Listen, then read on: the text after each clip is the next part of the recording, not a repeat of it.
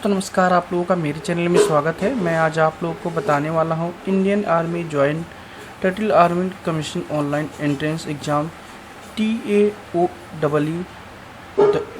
2025 online start हो चुका है। जो भी candidate turtle army officer recruitment के में भाग लेना चाहता है, यहाँ पे उसकी इम्पोर्टेंट डेट देख सकते हैं कि 12/5/2025 से स्टार्ट है और जो लास्ट डेट है 10/6/2025 रखी गई है। और एग्ज़ाम का जो फीस है आप जमा कर सकती हैं 10/6/2025। एग्ज़ाम डेट भी घोषित हो चुका है, 20/7/2025 से इसकी स्टार्ट होगा। तो एप्लीकेशन जो फीस होने वाली है आप यहाँ पे देख सकते हैं। सभी कैटेगरी के लिए आपको 500 रुपये का पेमेंट करना पड़ेगा। तो यहाँ पे देख सकते हैं आपकी उम्र जो मांगी गई है 18 से 42 साल के बीच मांगी गई है। और यहाँ पे आप देख सकते हैं टर्टल आर्मी रिक्रूटमेंट वैकेंसी की जो टोटल वैकेंसी है केवल 19 पोस्ट है। तो यहाँ पे देख सकते हैं मेल के लिए 18 है और फीमेल के लिए 1 है। तो यहाँ पे पोस्ट जो नेम है आप देख सकते हैं joint turtle army an officer की भर्ती है। और यहाँ पे एजुकेशन जो आपका होना चाहिए एलिजिबिलिटी, आपका बैचलर डिग्री आपका किसी भी यूनिवर्सिटी से होना चाहिए। तो आप बैचलर डिग्री है तो आसानी से फॉर्म को फिल कर सकते हैं। तो यहाँ पे देख सकते हैं इनके अकॉर्डिंग यहाँ बताया गया एग्ज़ाम डिटेल आपको यहाँ पे लखनऊ आगरा यहाँ पे जो भी आपका दिया गया है इनके अकॉर्डिंग आप एग्ज़ाम सेटिंग ले सकते हैं। तो यहाँ पे देख सकते हैं हाउ टू अप्लाई, किस तरीके से अप्लाई करेंगे आपको स्टेप बाय स्टेप हम बताएंगे। यहाँ पे अप्लाई के लिंक पे यहाँ पे आपको क्लिक करना है। जैसे इस पर क्लिक करते हो आपको यहाँ पे इस तरीके का पेज ओपन मिल जाता है। Turtle commission online entrance exam OEE 2025। इस पेज पे आने के बाद यहाँ पे देख सकते हैं एडवर्टाइजमेंट रीड आउट कर सकते हैं और ऑनलाइन से रिलेटेड जो भी एप्लीकेशन है यहाँ पे निर्देश दिए गए हैं और डिटेल जनरल यहाँ पे कैंडिडेट के लिए दिया गया है। और यहाँ पे देख सकते हैं एक ऑप्शन है टू रजिस्ट्रेशन और यहाँ पे ऑलरेडी रजिस्ट्रेशन टू लॉगिन। यहाँ पे 2 ऑप्शंस और भी जोड़े गए हैं, यहाँ से आप रजिस्ट्रेशन कर सकते हैं, यहाँ से लॉगिन करके अपने पेज को कंप्लीट कर सकते हैं। और यहाँ पे देख सकते हैं स्टार्टिंग एप्लीकेशन डेट अगेन आपको यहाँ पे शो होता है और हेल्प डेस्क इनके अकॉर्डिंग दिया गया है। यहाँ पे देख सकते हैं हेल्प डेस्क के अकॉर्डिंग यहाँ पे फीस पेमेंट से रिलेटेड कोई भी क्यूरी है तो इनके हेल्पलाइन नंबर पे कॉल करके आप अपना समाधान ले सकते हैं। तो यहाँ पे इस पेज पे आने के बाद पहले आपको रजिस्ट्रेशन करना पड़ेगा। रजिस्ट्रेशन के लिए यहाँ पे क्लिक हेयर पे क्लिक करेंगे। जैसे ही आप क्लिक करते हो दोस्तों आपका नेक्स्ट डैशबोर्ड लोडिंग हो के इस तरीके का पेज ओपन हो जाएगा।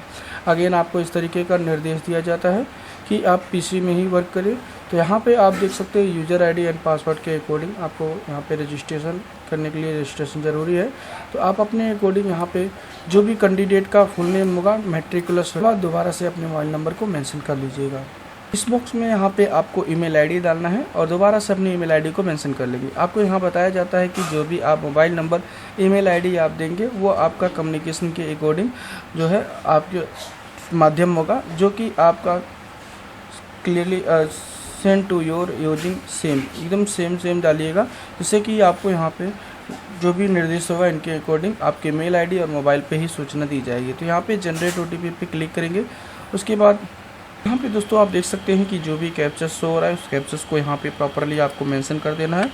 चलिए हम यहाँ पे मेंशन कर लेते हैं और मेंशन करने के बाद सबमिट पे क्लिक करेंगे। यहाँ पे आपको बताया जाता है कि आपका मोबाइल नंबर और मेल ID दोनों पर ही मैसेज गया है, आप उसको फिल करेंगे। ओके पे आपको क्लिक करना है, OTP दर्ज करेंगे और यहाँ पे OTP वैलिडेट OTP पे क्लिक करना है। बाई चांस आपके मोबाइल ईमेल ID दोनों पर OTP नहीं आता है तो रीसेंट को भी ऑप्शन दे रखा है, आप अपने अकॉर्डिंग रीसेंट पे क्लिक करेंगे और फिर उसके बाद आपके दोबारा मोबाइल नंबर ईमेल ID पर OTP रिसीव हो जाता है। OTP यहाँ पे डालकर वैलिड OTP पे क्लिक करेंगे। जैसे ही वैलिड OTP पे क्लिक करेंगे आपको इस तरीके का मैसेज आएगा, OTP has been successful validated successfully.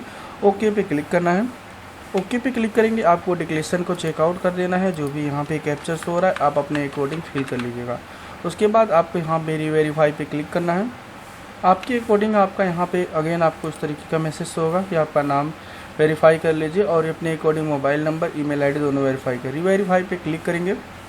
यहाँ पे आपको बताया जाता है कि जो भी आपके अकॉर्डिंग कम्युनिकेशन के अकॉर्डिंग ईमेल ID और मोबाइल नंबर जो भी आपने नाम दर्ज किया है उसको मॉडिफाई करने का ऑप्शंस नहीं दिया जाएगा। आप यहाँ पे देख सकते हैं आई एग्री पे क्लिक करना है। यहाँ पे देख सकते हैं आपका रजिस्ट्रेशन नंबर से होगा, अब यहाँ पे कैंडिडेट का नाम से होगा, ईमेल ID से होगा और यहाँ पे मोबाइल नंबर से होगा। जो भी पोस्ट नेम है आप यहाँ पे देख सकते हैं। उसके बाद यहाँ पे गो टू एप्लीकेशन में क्लिक करना है। गो टू एप्लीकेशन में क्लिक करने के बाद आपको अगेन इस तरीके का मैसेज आता है। अब यहाँ पे स्क्रॉल डाउन कर लेना है। आपके अकॉर्डिंग आपका रजिस्ट्रेशन नंबर से होगा। अब यहाँ पे आपको जेंडर चूज कर लेना है, जो भी आपका जेंडर है। उसके बाद जो भी आपका डेट ऑफ बर्थ है आप कैलेंडर के अकॉर्डिंग चूज करेंगे। पहले आप ईयर चूज करिएगा, फिर मंथ चूज करिएगा, फिर उसके बाद आप डेट पे चूज करिएगा। जैसे डेट मंथ ईयर चूज करेंगे उसके बाद आपका 10/6/2025 से कैलकुलेट करके यहाँ पे आपका शो हो जाएगा।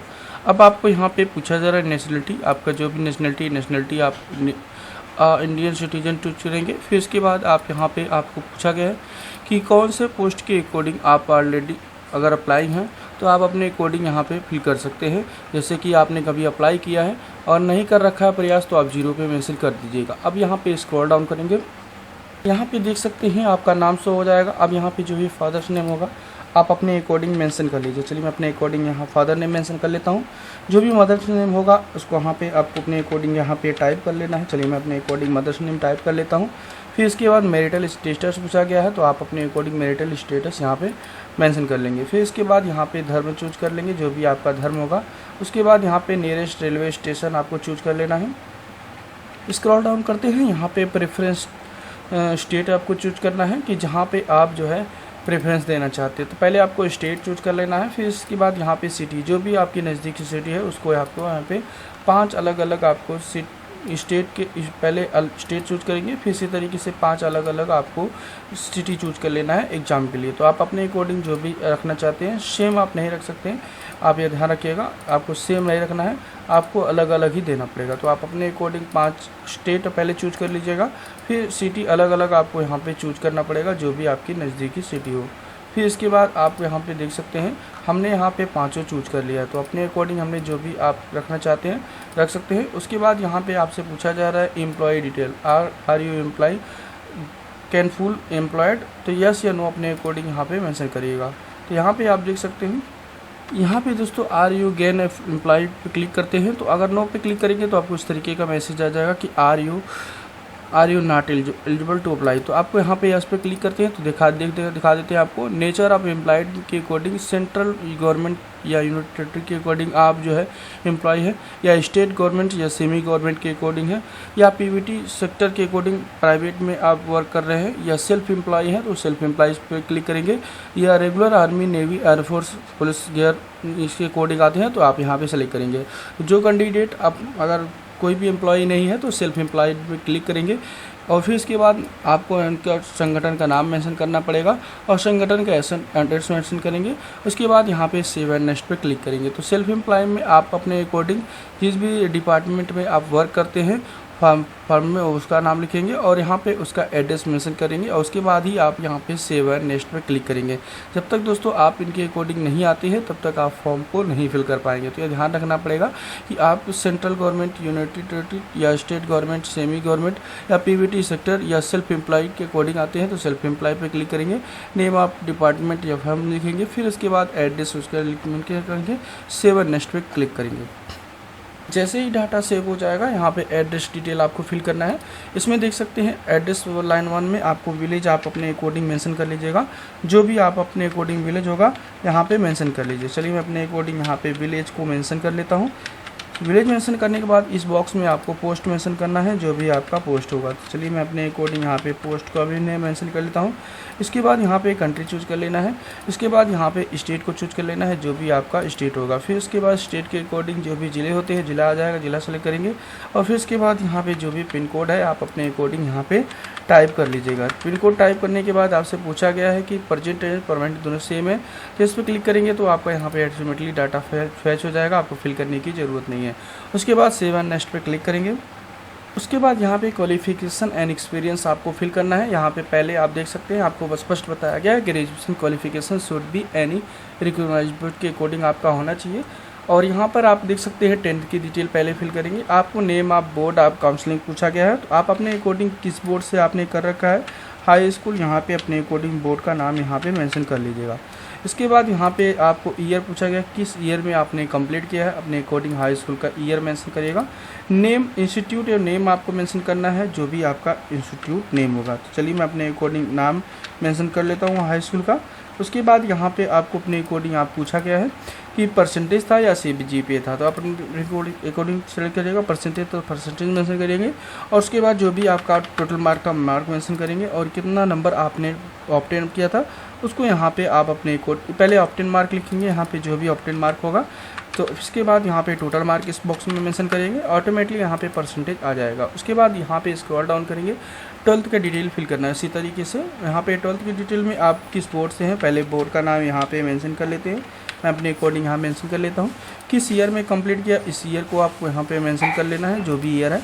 फिर इसके बाद स्कूल का नाम यहाँ पे अपने अकॉर्डिंग यहाँ पे मेंशन कर लीजिए। चलिए मैं अपने अकॉर्डिंग हाई इंटर का भी नाम यहाँ पे मेंशन कर लेता हूँ।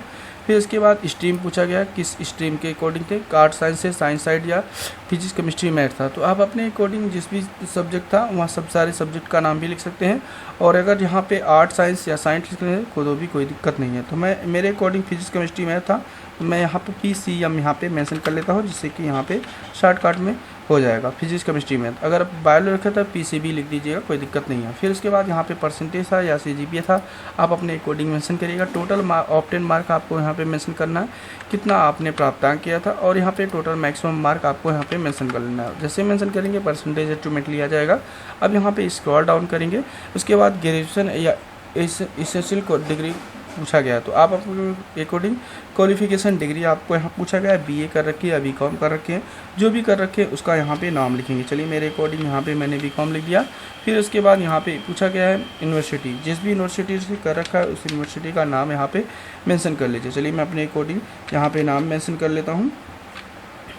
उसके बाद यहाँ पे इंस्टीट्यूट नेम लिखना है, जो भी इंस्टीट्यूट नेम था मैं अपने अकॉर्डिंग इंस्टीट्यूट नेम लिख लेता हूँ। यहाँ पे जो भी इंस्टीट्यूट नेम है आप अपने अकॉर्डिंग यहाँ पे मेंशन कर लीजिएगा। चलिए मैं अपने अकॉर्डिंग यहाँ पे इंस्टीट्यूट नेम लिख लेता हूँ। इंस्टीट्यूट नेम लिखने के बाद यहाँ पे स्ट्रीम पूछा गया है या ब्रांच, तो आप अपने अकॉर्डिंग जो भी स्ट्रीम एंड ब्रांच था उसको मेंशन कर सकते हैं।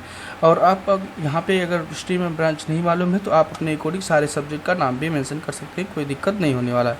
तो आप अपने अकॉर्डिंग, मेरे अकॉर्डिंग कॉमर्स लेवल था, मैं BCom का रखा हूँ, यहाँ पे कॉमर्स मेंशन कर लेंगे। चलिए मैं अपने अकॉर्डिंग कॉमर्स को मेंशन कर लेता हूँ।